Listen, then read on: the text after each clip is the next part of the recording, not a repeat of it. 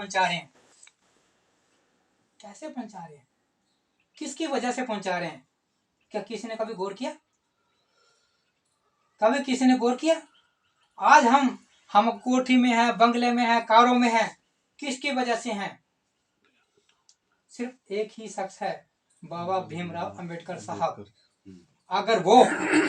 अगर वो हम लोगों के लिए नहीं लड़ते, आज हमारी जो पहचान है, समाज में एक इज्जत है, हमारे पास कोठी है, बंगला है, कारें हैं, ये हमारे पास नहीं हो पाती। और आज भी हम ठोकरों में रुल रहे होते। जैसे बाबा साहब के 4 बच्चे बीमारी में मर गए, पता है ना?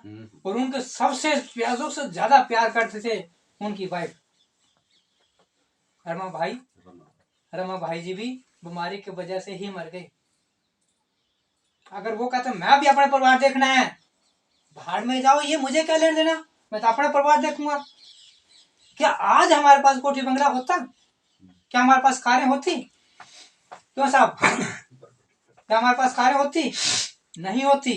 आज समाज में चीना ठोक के 10 बंदों के बीच में खड़े होकर अपनी बात रखने का अधिकार रखते हैं, क्या रख पाते हैं? बाबा साहब की एक बात बताता हूँ। बाबा साहब लंदन से डिग्री करके आ रहे थे,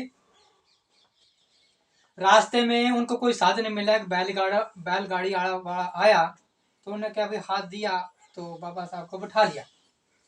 ठीक है जी, बाबा साहब को बैठा लिया। बाबा साहब बैठ गए भी कोई बात नहीं, चलते चलते पूछने लगे भाई आपकी जात क्या है? खत्म, महार जाति। महार जाति? तेरी इतनी औकात कैसे होगी? तू मेरे बगल में बैठ गया।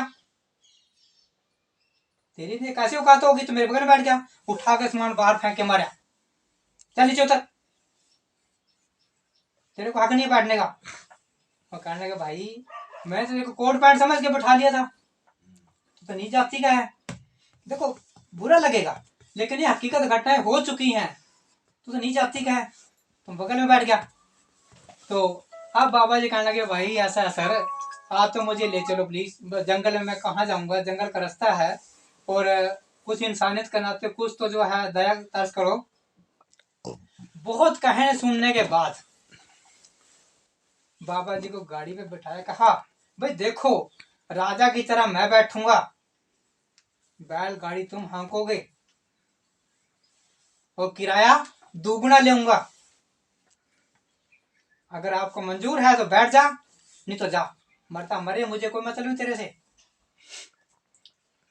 तो अब ये देखो जी, आज जिनको गाड़ी में बैठने का हक नहीं था, क्या किसी को प्लेन में बैठने से रोकता है? क्या किसी को ट्रेन में बैठने से रोकता है? क्या किसी को बस को बैठने से रोकता है?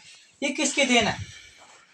बाबा साहब भीमराव अंबेडकर साहब की देन है, उनकी वजह से है। और उनको अगर दुखों की दास्तान कहें, कितने कुर्बानियां दी, कितने कुर्बानियां दी, उनके कुर्बानियों को बयान नहीं कर सकते। असंख्य कुर्बानियां, जगह जगह ठाकुरों ने, ब्राह्मणों ने उनके मारने के लिए षड्यंत्र रचे गए और कहा तू कानून का पुजारी है, कानून को मानता है, अब तू मुझे कानून के दायरे में रहकर निकल के दिखा। बाबा साहब भी जो है अपने दिमाग से चलते थे, बिना किसी को हाथ उठाए, बिना कुछ किए, और कानून के दायरे में रहकर निकल के दिखाया। वो सबकी गर्दन नीचे करी और आखिरी दम तक लड़ते रहे। ठीक है जी। और यहां तक कि एक कथा और बताता हूँ रमा भाई की। तो एक बार बाबा जी जो है अपनी डिग्री करके आ रहे थे, उनका स्टेज पे मान सम्मान होना था। रमा भाई अम्बेडकर ने कहा अभी मेरे पति का मान सम्मान होना है और मैं स्टेज पे उनके मान सम्मान को देखना चाहती हूँ, तो मैं भी जाऊंगी। अब नहा धो के तैयार हो गई जी, तैयार होके साड़ी ढूंढने लगी तो एक साड़ी मिली, उस साड़ी में असंख्य छेद थे। अब उन्हें क्या भाई, अब मैं साड़ी कैसे पहन के जाऊं? ये साड़ी तो मैं पहन के नहीं जा सकती, उनके बाबा साहब की बेइज्जती हो जाएगी। तो अब मैं क्या करूं, जाना मैं चाहती हूं, उनके दिमाग में आ गई साहू जी ने एक बार बाबा साहब के सिर पे पगड़ी बांधी थी। वो पगड़ी अगर मैं उसी को लपेट के चली जाती हूँ तो कम से कम अपनी आंखों से मांस मान के देख सकती हूँ। तो उस पगड़ी को साड़ी की तरह लपेट के रमा भाई वहां पे चली गई। पत्नी होती है पहले दर्जे पहली लाइन में बैठती है ना। अब रमा जी ना पहली लाइन में बैठी ना आखिरी लाइन में बैठी, ना पहली लाइन में बैठी और ना आखिरी लाइन में बैठी। वो पीछे जाके पेड़ खड़ा हुआ था, पेड़ की आड़ में छुप के खड़े हो गए। पेड़ की आड़ में छुप के खड़े हो गए। देखो ये कोई मैं भी कोई भागवत कथा नहीं कर रहा हूँ, मैं एक मैसेज देना चाहता हूँ। मैं एक मैसेज देना चाहता हूँ कि वो पीछे पेड़ के पीछे जाके खड़े हो गए और छुप के देखने लगे। वो दूसरे ले बाबा साहब जब जो है, बाबा साहब ने जब देखा, नहीं डालो कोई बात ठंडी हो जाएगी। बाबा साहब ने देखा कि मेरी पत्नी नजर पड़ गई उनकी, अब पीछे पेड़ के नीचे छुपी हुई है और कुछ ना कुछ कारण है कि सामने नहीं आई, क्योंकि बहुत समझदार, बहुत ही समझदार लेडीज थी, बहुत समझदार।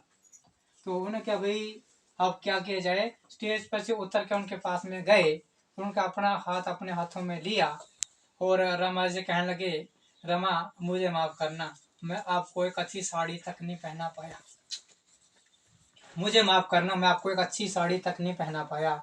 उन्हें रमा जी ने उनके मुंह पे हाथ रखा, वो कहने का मेरे साहब जी ऐसा ना कहो, ऐसा ना कहो, अभी आप अच्छा नहीं कर पाए, आपने सब अच्छा कर रहे हैं, बहुत अच्छा कर रहे हैं, ऐसा नहीं आप बोलो।